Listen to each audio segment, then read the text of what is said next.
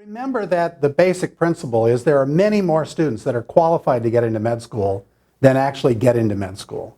And remember that the measurements that we use to, quote, accept a student into medical school are rather poor predictors of what kind of doctors they're going to be. So if you only used grade point and scores on the standardized test, the MedCat score, as your criteria for getting into med school, then there's a lot of people who would make fantastic physicians that don't make that cut.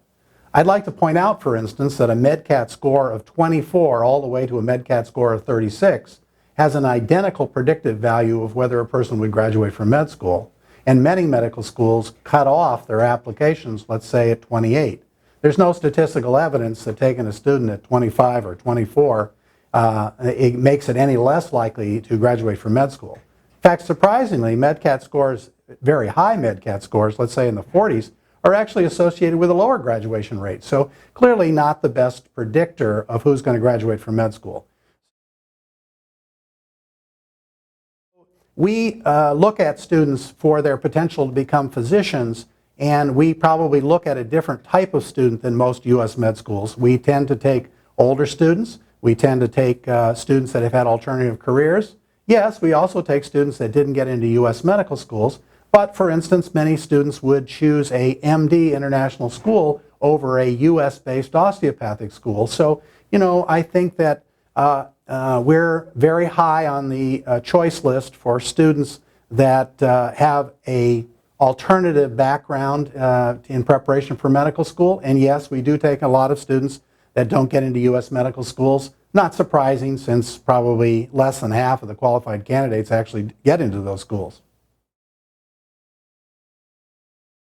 Well, I think the most striking difference between us and most U.S. medical schools is we invest heavily in student success.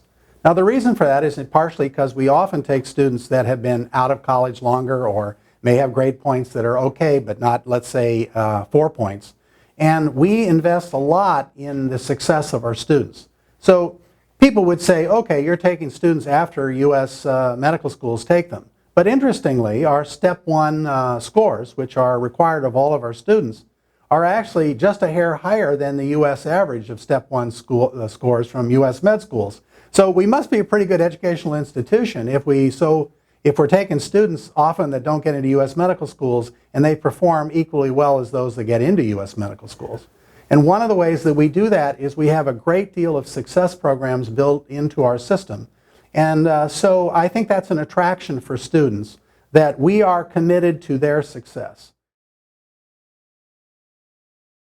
We help them if they struggle in med school. Actually, a small number of our students, and when they graduate from med school, may not be able to get into residencies at first attempt in the United States. We provide free of charge and without an additional tuition programs for them to help them get into residency programs the following year. I don't know of any other U.S. medical school that spends as much time and money as we do making sure that each and every student we accept succeeds.